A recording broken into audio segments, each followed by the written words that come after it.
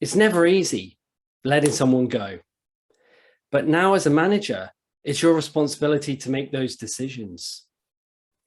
Each situation is different, has its own nuances, but it doesn't have to be some long drawn out process that is very complicated and complex. It can be really quite quick and simple, provided you follow the policies and processes that are set out within your organization.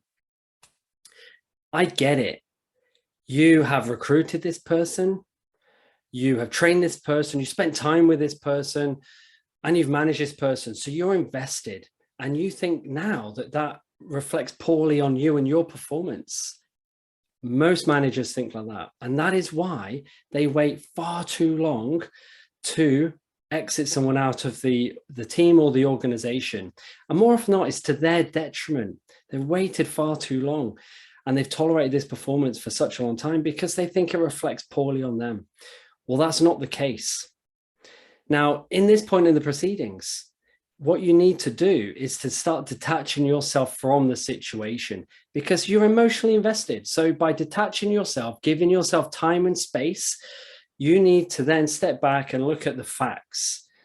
In this stage of the proceedings, you would have given them warnings, you would have conversations with them, it would be all documented, you would have given them performance improvement plans or development plans, and it is now at this stage. So it shouldn't come as a shock to the other individual.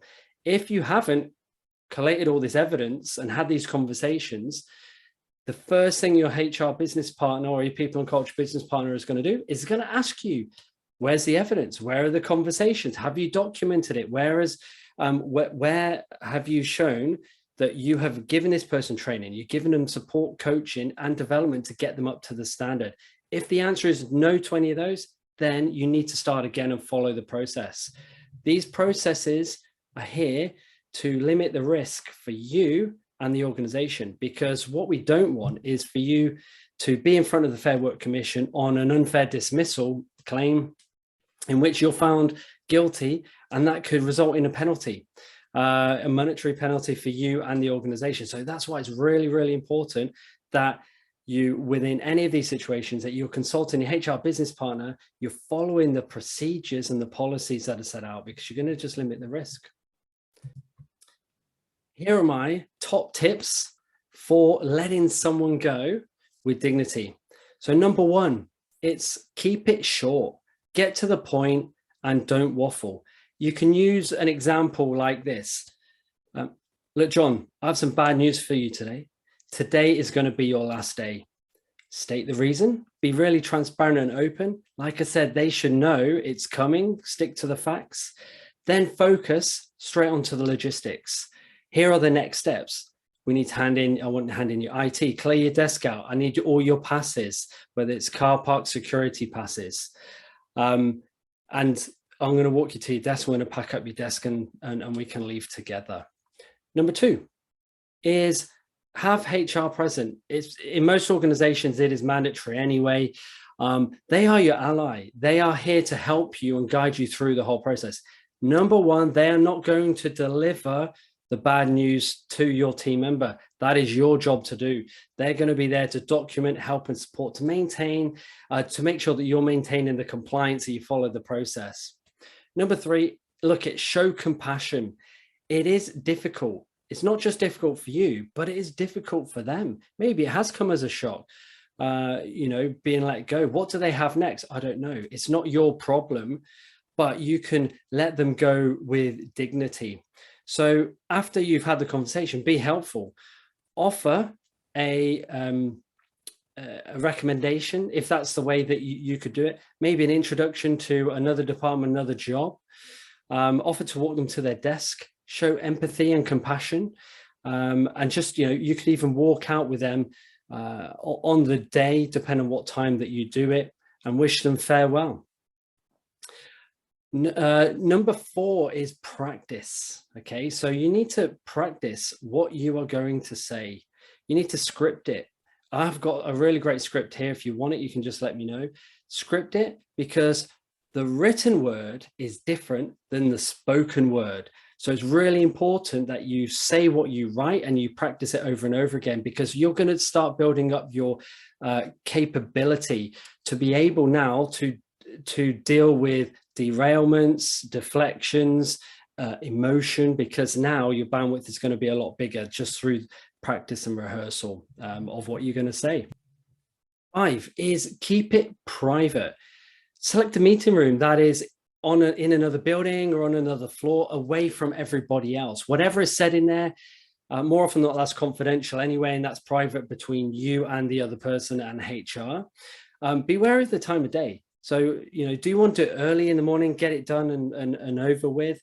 But you have to be mindful who's coming and going. Or do you do it at the end of the day, in which maybe the team has thinned itself out, it's a little bit more private, and you can then walk to their desk and then walk them out as you go, but make sure it's away from anyone else. Okay, people like gossip, so let's not make a big deal about it. Number 6, inform the team. Once you've had the conversation, you have worked out all the logistics, they've left the building, you need to call a team meeting. It needs to be a pretty urgent team meeting, and you need to update them what's happened. Do not go into the details. Focus on performance or the lack of poor performance. What this will do, it will give everyone a bit of a warning to say, wow, we've done something about this poor performance. So I'm going to have to pull my socks up and improve my performance. And focus on the future. So what impacts has this got to the structure? What impacts is it going to have on workload of other people? So focus on that one. And the final one is stay calm. I find through practice, the rule of 7 is that you'll become really confident and comfortable with what you are going to say, which then means that you can deal with everything else that happens. If you are trying to wing it, you don't practice and script it, you're going to get derailed really quickly. You're going to start waffling. You're going to go off on tangents and things like that. So by practicing, you're going to keep it really clear, succinct, and to the point. Final point, firing someone, it is a tough job. It is really stressful. Anxiety levels rise. People are really in emotional states.